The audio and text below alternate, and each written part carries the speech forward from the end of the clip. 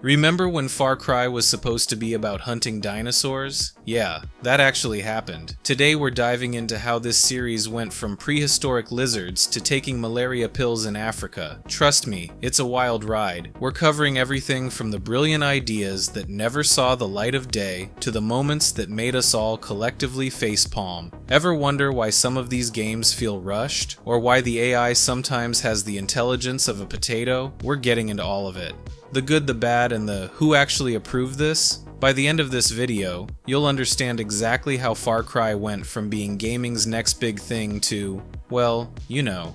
The Far Cry series can be seen as a journey through Maslow's hierarchy, which is a psychological theory that suggests that lower-level needs must be met before higher-level needs can be pursued, with its successes and failures reflecting the challenges of balancing foundational needs like technical stability with higher aspirations like creative innovation.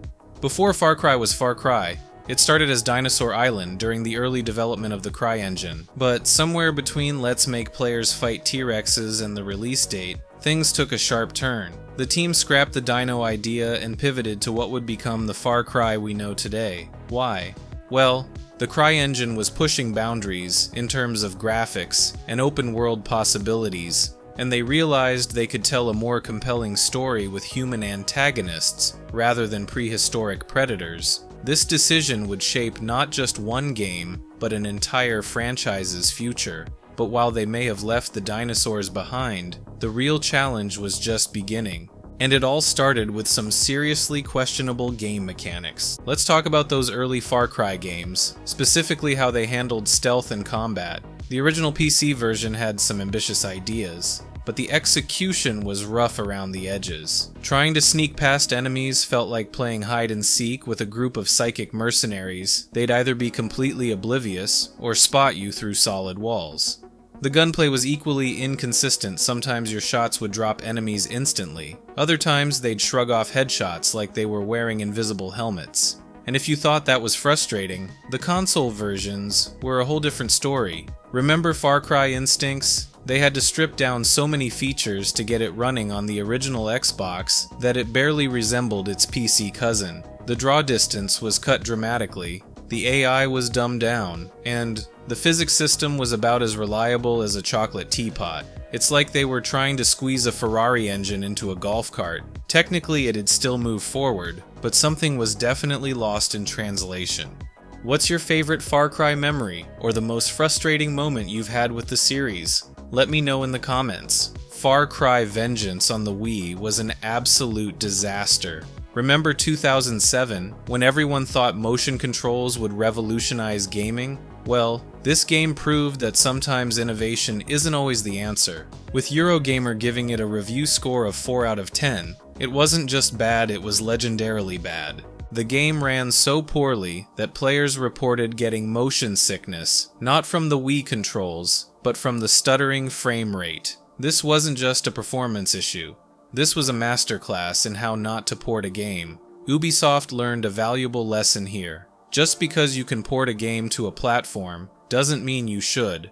Instead of trying to fix this mess, Crytek just shrugged and said, "You know what?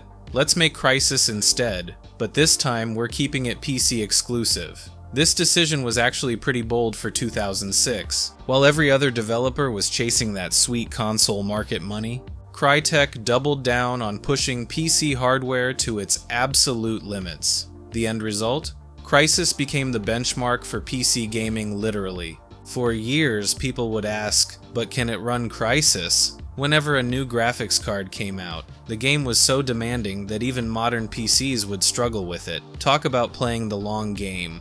Later installments took some interesting turns. Far Cry 2 tried to be ultra-realistic with features like weapon degradation and malaria mechanics, because apparently getting shot at by mercenaries wasn't challenging enough. You also had to worry about catching tropical diseases. While the African setting was stunning, these immersive features often felt more annoying than engaging. Far Cry 3 cleaned up a lot of these issues, but introduced its own quirks. Sure, crafting made more sense than magically pulling medkits out of thin air, but did we really need to hunt 3 specific leopards just to make a slightly bigger wallet? The game also couldn't decide if it wanted to be a serious commentary on colonialism or a spring break adventure gone wrong. Despite these identity crises, both games brought significant improvements to the series' core gameplay. The shooting felt better, stealth actually worked, and the worlds were more alive than ever. It's just that for every step forward, there seemed to be a weird design choice pulling things back. But nothing could prepare players for what came next, a neon-soaked journey into the most outrageous chapter of Far Cry's history. Blood Dragon took Far Cry 3's framework and cranked the absurdity to 11. This neon-soaked love letter to 80s action movies divided the fanbase. Some praised its over-the-top style and self-aware humor, while others felt it strayed too far from the series' roots. The game threw players into a world where you're a cyber commando fighting robot soldiers. Critics loved its bold creative vision, but players were split between those who embraced the ridiculous premise and those who wanted a more traditional Far Cry experience. Whether you think Blood Dragon was a stroke of genius or just plain weird, you can't deny it took some serious guts to greenlight a project this outlandish. Far Cry 4 might have been a commercial success, but let's talk about what happened behind the scenes. Ubisoft gave themselves just 2 years to develop this game. That's half the time they spent on Far Cry 3. The result?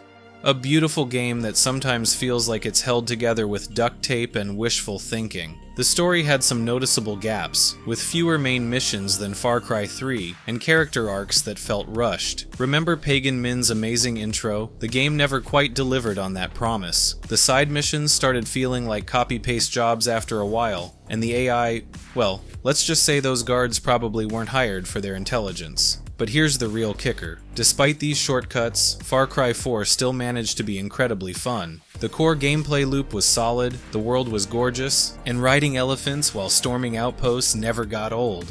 It just makes you wonder what this game could have been with another year in development. So while Far Cry 4 was definitely a hit, it also showed the first signs of Ubisoft's quantity over quality approach that would become more apparent in later entries. The game engine wasn't helping either. Sometimes you'd see vehicles floating in mid-air, things clipping through mountains, or NPCs having existential crises in the middle of firefights. The Valley of the Yetis DLC takes a solid game concept, but fails to deliver. Picture this. You're stranded in the Himalayas, fighting mythical creatures. Sounds awesome, right? But somehow they managed to turn what should have been an epic adventure into something completely forgettable. The missions are basically defend this spot over and over again. They had one good idea and repeated it 6 more times. Your base needs defending at night, which would be intense if it wasn't so predictable. After the second night, you're already checking your phone between waves. The progression system lacks depth. You get upgrades, but they feel more like slight stat bumps rather than meaningful changes to how you play.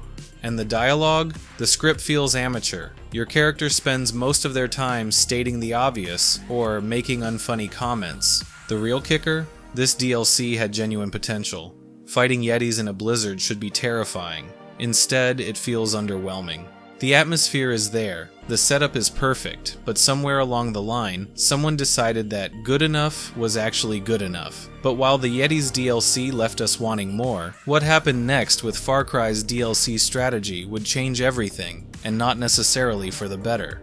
The Valley of the Yetis DLC brought in serious cash for Ubisoft, and that's when everything changed. They realized they had struck gold with post-launch content. Think about it, minimal development costs, maximum profit.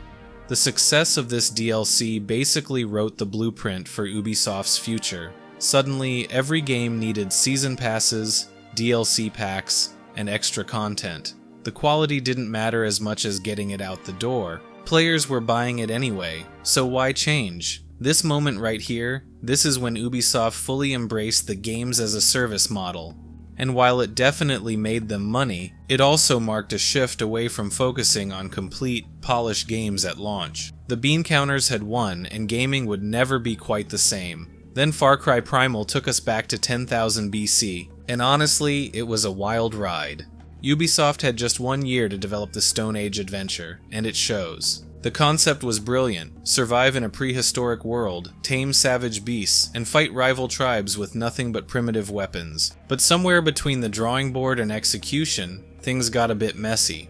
The combat system perfectly captures what it's like to fight with sticks and stones. It's repetitive and not in a good way. You'd think being a caveman warrior would feel more visceral, but the melee combat has all the impact of hitting someone with a pool noodle. And hunting, that should have been the star of the show. Instead, it's just track animal, throw spear, rinse, repeat. The real shame is that Primal had some genuinely cool ideas. Commanding prehistoric beasts like your personal furry army? That's awesome. Building your tribe from nothing? Even better. But with such a rushed development cycle, these features never reached their full potential.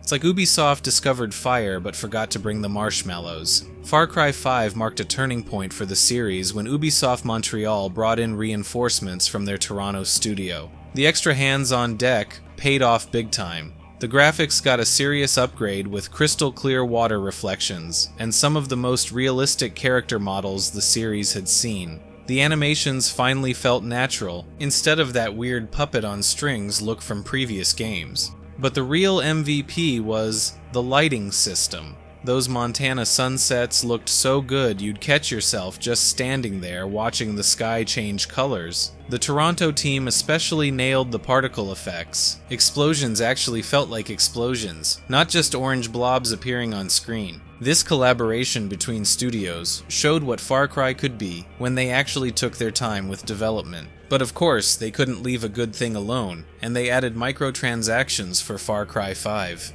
Ubisoft wasn't content with just selling us a $60 game. They stuffed it full of premium currency, time savers, and weapon packs. Want that signature weapon? That'll be $5 real.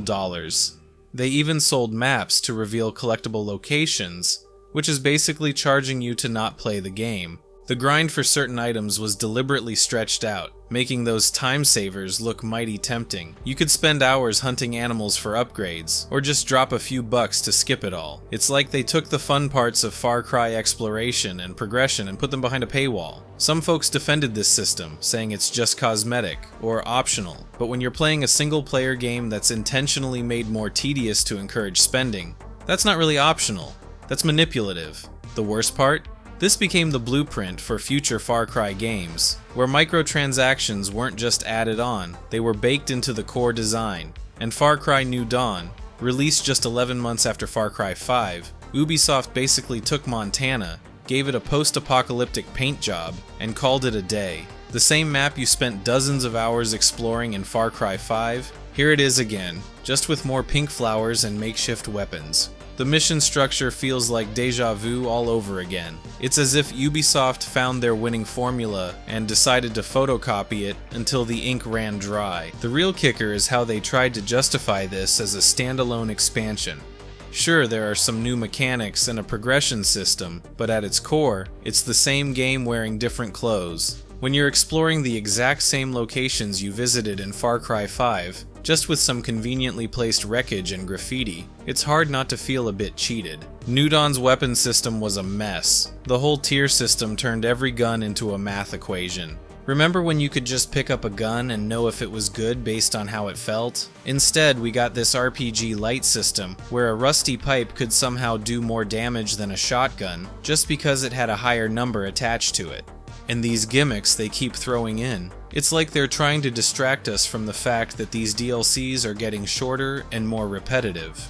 Remember when extra content meant getting a whole new story and new mechanics that actually made sense? Now we're getting random power-ups and abilities that feel completely disconnected from what made Far Cry great in the first place. The most frustrating part is seeing all this potential just sitting there, unused. These DLCs could be amazing. They have the budget, they have the talent. What they don't have is time. Every release feels rushed and pushed out the door before it's ready. And we're the ones who end up paying full price for half-baked content. This is what happens when quarterly profits start dictating game development instead of creative vision. And honestly, we all lose in that scenario. And if you're wondering why I didn't talk about the horrifically written ending to Far Cry 5, it's because I just covered it in my last video that you should watch, the top 5 most unsatisfying game endings. And remember, seek to learn, not judge.